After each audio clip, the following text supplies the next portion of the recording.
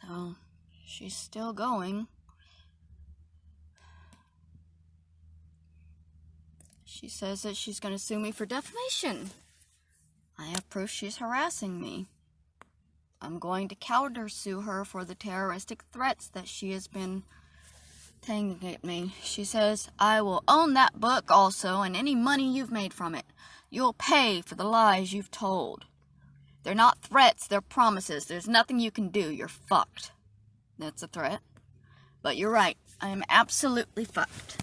I am a 35-year-old woman living in a truck. I have absolutely no family and no friends.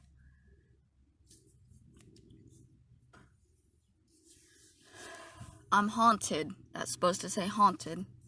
By things that happened to me in my childhood that nobody even believes.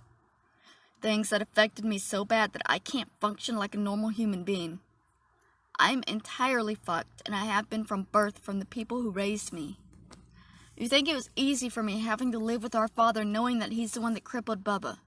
My mom, Meemaw, told me that when I was younger, when I was a teenager, and I wasn't allowed to tell you because it would have been too difficult for you and Jennifer to keep living with him knowing that he did that. So I kept that secret until he was dead, and it bothered me and it angered me, and it still does. She says I'm lying. I'm lying. What happens when I put Starla on the defamation lawsuit and ask her why little Ronnie was born the way he was? Because she knows, and she's not going to go to a court and lie about it. I have evidence. I'm not, because Starla is the one that can confirm what happened. She knows, and she's the one that confirmed it to me. She says that I can do whatever I want. She's going to serve the papers and take my truck. I didn't want to believe either. If you don't think I told myself for years that she lied, I don't care. Take everything I have. All I ever wanted was to tell my story, and I did that. A story of lies. Why did you press charges against him if it was lies? It's none of your business. If he was such a good husband and father, why was he beating her the day he killed himself? Why was I staying with Meemaw if they were such loving parents? I'm done once you are served papers. So you'll answer those questions in court because those are the questions that are going to be asked. You seem to forget that taking me to court means that you'll have to answer questions too, and you'll have to answer them honestly. You won't be able to say it's none of my business because proving that he was a monster is exactly what this is going to be. Alright? I've also messaged my mom and asked her if she intends to lie. Do you really intend to lie in court about what happened to little Ronnie? Nikki is suing me, and I will be calling on you as a witness because you know what kind of a man our father was.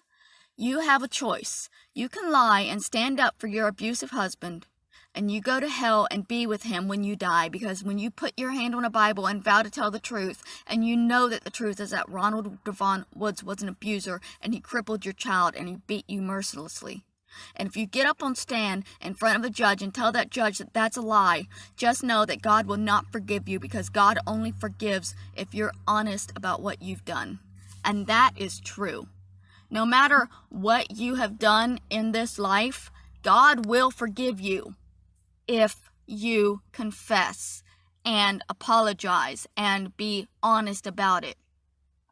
If you spend your entire life in denial because it's too hard to face reality, don't expect God to forgive you, because He knows the truth, and you know the truth.